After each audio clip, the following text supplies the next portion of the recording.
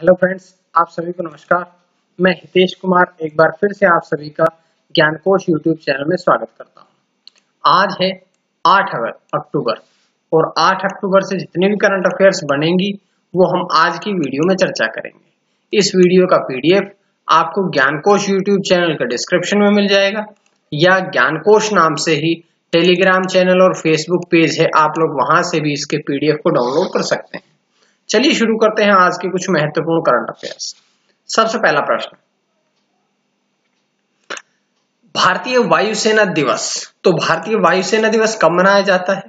भारतीय वायुसेना दिवस 8 अक्टूबर को, यानी कि आज के दिन ही भारतीय वायुसेना दिवस भी मनाया जाता है।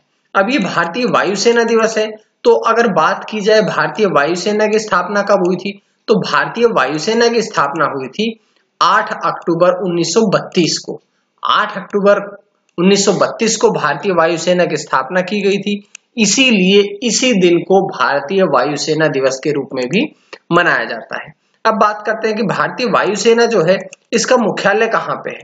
तो भारतीय वायुसेना का मुख्यालय है नई दिल्ली में।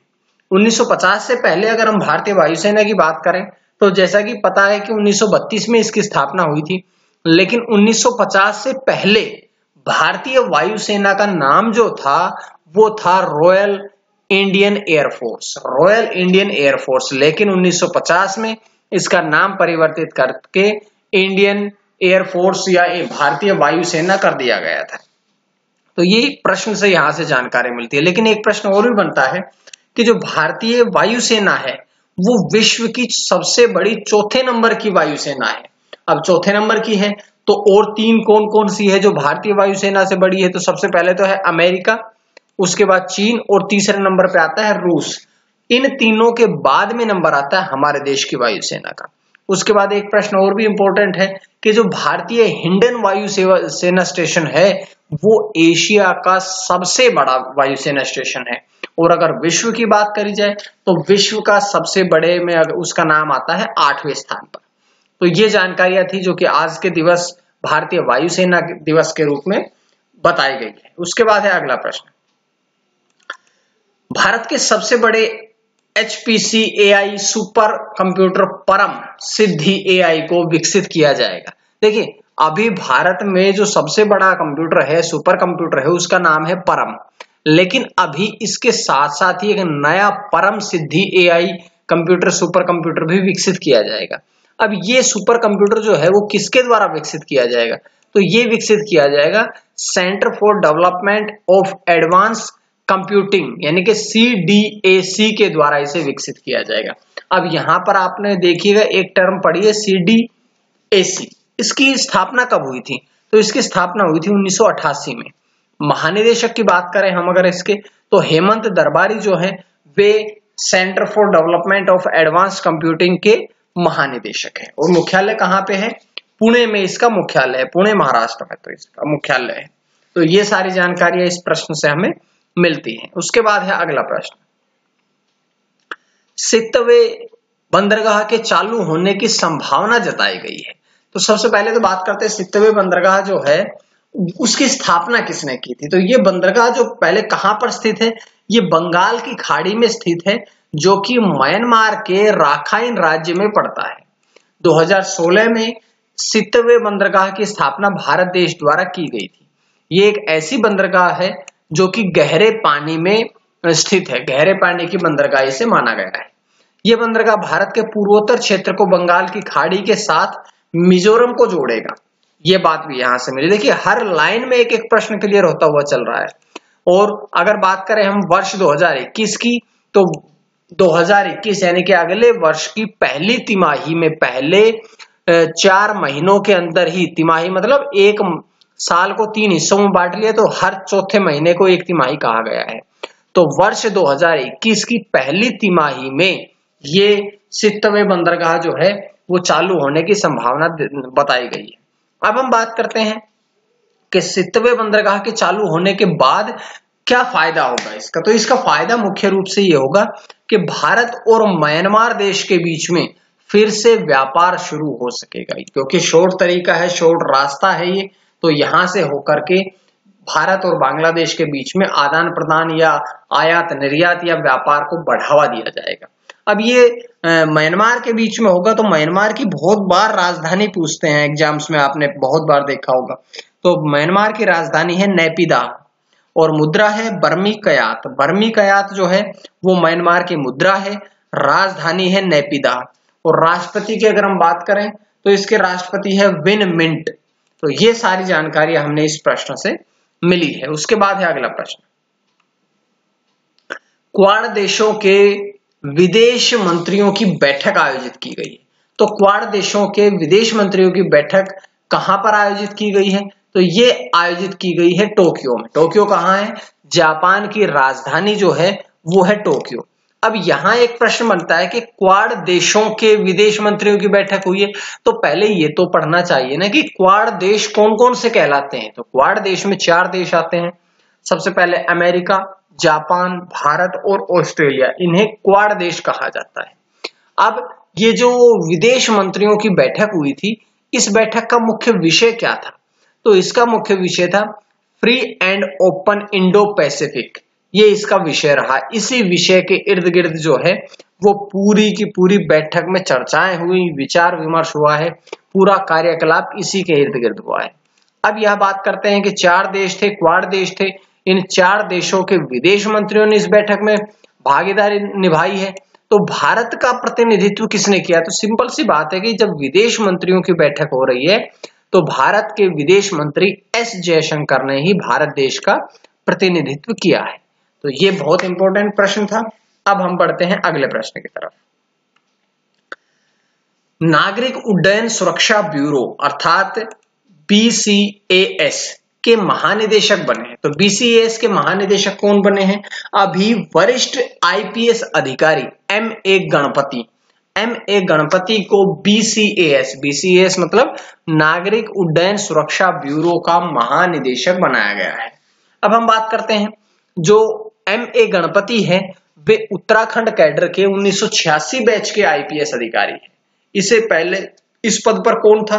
तो अगर आप लोगों ने पढ़ा होगा 2-3 दिन पहले की वीडियो में हमने बात बता चुके हैं कि इससे पहले इस पद पर राकेश अस्थाना थे। लेकिन राकेश अस्थाना के बारे में हम पढ़ चुके हैं पिछली वीडियोस में कि वो अब सीमा सुरक्षा बल यानी कि border security of force BSF के महानिदेशक नियुक्त किए जा चुके हैं। तो जब राकेश अस्थाना को BSF का महानिदेशक बना दिया गया तो ये पद खाली हो गया और इस पद को भरने के लिए अब MA गणपति को चुना गया है। अब ये प्रश्न देखिएगा, हमने पढ़ा कि नागरिक उड्डयन सुरक्षा ब्यूरो के महानिदेशक बने हैं, लेकिन इसकी स्थापना कब हुई थी? तो इसकी स्थापना हुई थी 1978 में। मुख्यालय कहां पे है इसका? इसका मुख्यालय है नई दिल्ली में। तो आप लोग इस बात को आप लोगों ने पढ़ना है कि जब भी मैं किसी करंट अफेयर को बताता हूं तो उससे संबंधित थोड़ी थोड़ी GS को जरूर रिवाइज करता हूं, क्योंकि एग्जाम्स के पैटर्न को ध्यान में रखते हुए ये सारी बातें बताता हूं। चलिए अगला प्रश्न है, इंडियन कोस्ट गार्ड के 7वें अपतटीय गश्ती पोत विग्रह का जलावतरण किया गया है। तो इससे नया जो ये अपतटीय गश्ती पोत है, विग्रह नाम है इसका जलावतरण कहां पर किया गया है? तो इसका जलावतरण किया गया है तमिलनाडु के चेन्नई के कट्टुपल्ली बंदरगाह पर। कट्टुपल्ली बंदरगाह, यहां से एक प्रश्न और मिला कि कट्टुपल्ली बंदरगाह जो है वो कहां पर स्थित है? तो वो चेन्नई में है और चेन्नई तमिलनाडु में है। तो इस प्रकार से इस प्रश्न को आपने याद रखना है। अब जो ये विग्रह अपतटीय गश्ती पोत है, इसकी लंबाई कितनी है? 98 मीटर है। चौड़ाई कितनी है? 15 मीटर है। और इस जहाज में 14 चालक दल के साथ साथ में 102 अधीनस्थ अधिकारी भी शामिल होंगे। अब ये देखिए, यहां हमने पढ़ लिया अपतटीय गश्ती पोत। अब ये प्रश्न तो समझ में नहीं आया कि अपतटीय गश्ती पोत होते क्या है। तो चलिए हम पढ़ते हैं अब अपतटीय गश्ती पोत के बारे में। अपतटीय गश्ती पोत क्या होते हैं कि लंबी दूरी की सतह के जहाज होते हैं जो हेलीकॉप्टर से लैस होते हैं और समुद्री सीमाओं की, जो हमारे देश की जो तटीय सीमाएं हैं, उन तटीय सीमाओं की निगरानी करते हैं और निगरानी करने के साथ साथ में जो तस्करी को रोकने का कार्य करते हैं। और आपने बहुत बार सुना होगा समुद्री लुटेरों के बारे में। तो समुद्री लुटेरों को पकड़ने का कार्य भी कौन करते हैं? अपतटीय गश्ती पोत करते हैं। अब यहाँ प्रश्न ये बनने की संभावना है कि अपतटीय भारतीय अपतटीय जो तटरक्षक जो है उसके महानिदेशक कौन है? तो कृष्णा स्वामी नटराजन जो है वे भारतीय तटरक्षक महानिदेशक हैं। अब भारतीय तटरक्षक की स्थापना कब हुई थी? तो 18 अगस्त 1978 को हुई थी। इसका मुख्यालय कहाँ पे है? तो इसका मुख्यालय है नई दिल्ली में। इसी प्रकार से आपने एक एक प्रश्न को क्लियर करते हुए चलना है। अब एक बहुत इंपॉर्टेंट प्रश्न बनते हैं अगला, देखिए भारतीय स्टेट बैंक के चेयरमैन कौन बने हैं? तो भारतीय स्टेट बैंक के अभी तक तो चेयरमैन रजनीश कुमार थे। बार बार जब भी हम भारतीय स्टेट बैंक के बारे में पढ़ते हैं तो पढ़ते हैं कि इसकी स्थापना 1 जुलाई 1955 को हुई। इसका मुख्यालय मुंबई महाराष्ट्र में है। इसके जो चेयरमैन है वो रजनीश कुमार है। लेकिन अब आपने ये पढ़ना है कि अब भारतीय स्टेट बैंक के जो चेयरमैन है वो बदल दिए गए हैं। बदल दिए गए मतलब कि जो पिछले रजनीश कुमार थे वो रिटायर हो गए हैं और उनका स्थान लेने के लिए आए हैं दिनेश कुमार खारा। दिनेश कुमार खारा को आगामी 3 वर्षों के लिए भारतीय स्टेट बैंक यानी कि स्टेट बैंक ऑफ इंडिया का नया चेयरमैन नियुक्त कर दिया गया है। वे वर्तमान में किस पद पर थे? तो वे वर्तमान में ग्लोबल बैंकिंग एंड सब्सिडीज के प्रभारी निदेशक थे, जो कि अब भारतीय स्टेट बैंक के चेयरमैन के पद पर नियुक्त हुए। तो ये इंपॉर्टेंट प्रश्न था, पूरी तरह से हमने पढ़ा है। अगला प्रश्न, डिजिटल सेवा सेतु कार्यक्रम की घोषणा की गई है।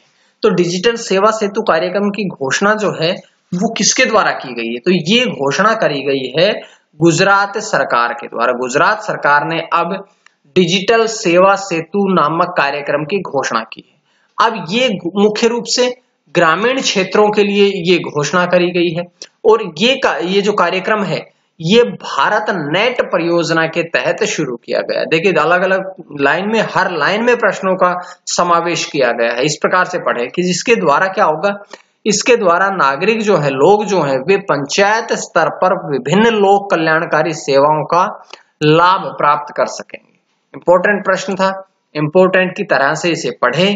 अब हम बढ़ते हैं अगले प्रश्न की तरफ। साइबर पुलिस स्टेशन स्थापित करने की घोषणा की गई। तो साइबर पुलिस स्टेशन कहां पर घोषणा करी गई है स्थापित करने की? तो इनको स्थापित करने की घोषणा करी गई है छत्तीसगढ़ में। अब छत्तीसगढ़ राज्य ने घोषणा करी है कि छत्तीसगढ़ राज्य में साइबर पुलिस स्टेशनों की स्थापना करी जाएगी। इसका उद्देश्य क्या है?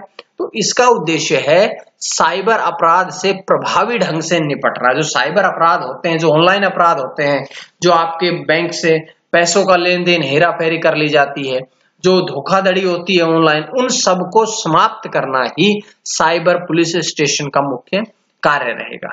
अब बात करें पहला साइबर पुलिस स्टेशन कहां पर स्थापित किया गया, तो जो पहला साइबर पुलिस स्टेशन है वो रायपुर में पुलिस मुख्यालय में शुरू किया गया है।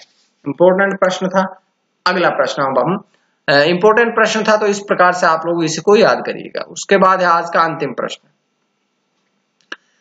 तजीब तारकई का निधन। अब देखिए तजीब तारकई कौन है? सबसे पहले तो ये बात कि ये अफगानिस्तान के दाएं हाथ के बल्लेबाज हैं जिनकी सड़क दुर्घटना में मृत्यु हो गई।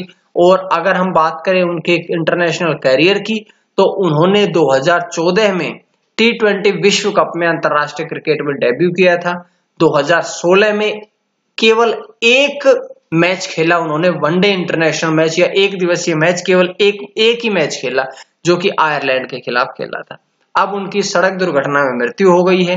तो ये थी आज की कुछ महत्वपूर्ण करंट अफेयर्स।